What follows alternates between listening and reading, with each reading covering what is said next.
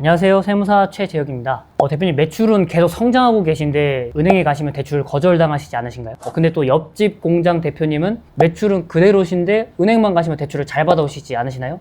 그게 다 이유가 있습니다.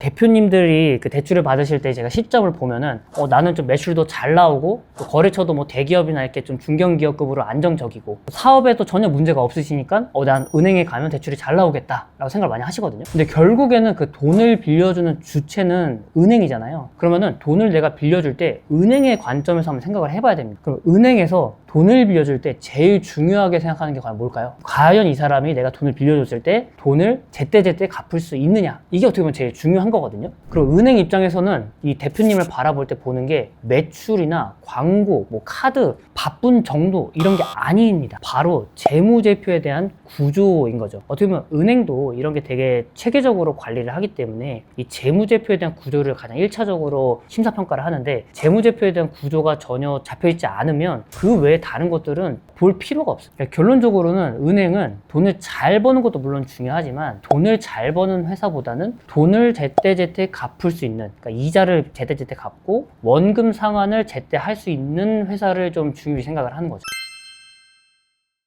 저도 대표님들이 나는 매출도 잘 나오고 이익도 잘 나오는데 은행만 가면은 대출이 잘 안 나오신다라고 하시는 분들이 있어서 전 상담을 가보면 대표님들의 급여가 너무 과도하게 설정되어 있는 경우가 있어요. 제가 저번 영상에서 말씀드렸다시피 법인의 이익이 예를 들어서 10억 원인데 대표님 급여를 막 6억, 7억 이렇게 설정을 해놓으면 법인에서의 급여를 차감한 게 법인의 순이익이 되기 때문에 10억이 순이익이 아니라 대표님 급여 6억을 차감한 4억 원이 결국에는 법인의 순이익이 되는 거거든요. 그러면은 법인의 재무 구조상으로는 법인에서의 순이익은 실제 순이익은 4억 원이 되는 거라서 법인의 신용도가 하락을 할 수밖에 없는 겁니다. 그리고 이제 많은 대표님들도 잘 아시겠지만 가장 최악이죠. 가지급금. 이 재무제표에 가지급금이 있으면 은행에서도 거의 서류 단계에서 심사가 탈락이 될 가능성이 높습니다. 그리고 이제 부채 비율이라고 하죠. 이 법인의 부채 비율이 얼마나 높은지 낮은지를 봐야 되는데, 만약에 법인의 이 단기 차입에 대한 금액이 너무 높거나 개인과 법인의 대출이 너무 뒤섞여 있으면 이것도 좀 서류를 통과하기가 많이 어렵습니다. 그럼 이 부채 비율을 낮출 수 있는 중요한 요소죠. 자본 구조라고 하는데, 이 자본금이 너무 작게 설정이 되어 있거나 아니면 제가 작년이나 몇 년 전에 손실이 나서 결손이 되었는데 그게 아직까지도 넘어오고 있으면 이 자본을 좀 낮추는 효과가 있거든요. 이렇게 결손이 있는 법인도 서류 심사에서 탈락할 가능성이 굉장히 높습니다.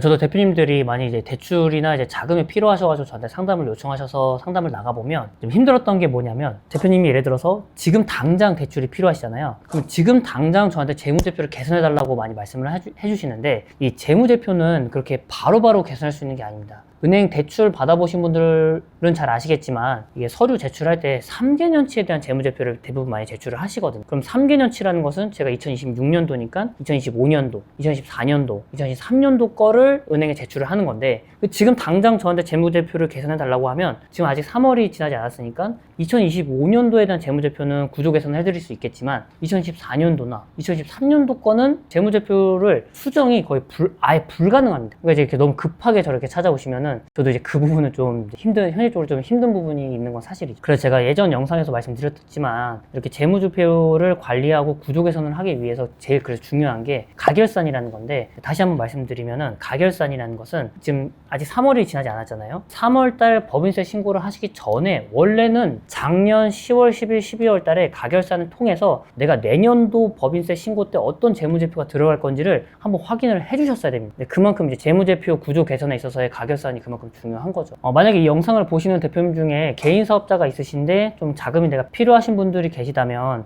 저는 개인적으로 개인 사업자를 법인으로 전환하는 것도 많이 추천드립니다. 제가 저번 영상에서 말씀드렸다시피 자금이나 대출에 있어서는 개인 사업자보다는 법인 사업자가 더 훨씬 유리하다고 말씀드렸잖아요. 그래서 내가 지금 당장 자금이 좀 필요하시고 대출이 필요하신 개인 사업자 대표님이 있으시다면 개인 사업자를 법인으로 전환하는 것도 또 추천 많이 드립니다. 그러니까 대표님들이 대출이 잘 안 되시는 이유는 생각보다 단순합니다. 그러니까 첫 번째로는 사업이 나빠서가 아니라요, 매출이 나빠서도 아니고 결국 재무제표 구조를 개선해주지 않으셨기 때문에 그런 거거든요. 그러니까 이 재무제표에 대한 구조를 개선하시려면 중요한 게 첫 번째가 이제 가결산, 두 번째가 개인 사업자이신 분들은 법인으로의 전환, 그리고 세 번째로는 급여나 자본에 대한 설계가 필요합니다. 이런 재무제표에 대한 구조 개선, 법인 전환, 그다음에 자본에 대한 설계를 대표님이 직접 하시기가 힘드시기 때문에 제가 위에 있는 번호로 연락을 주시면 제가 대표님한테 직접 상담드려서 대표님 대출이나 자금에 있어서 어려움이 없게끔 도와드리도록 하겠습니다. 네, 세무사 최재혁이었습니다. 감사합니다.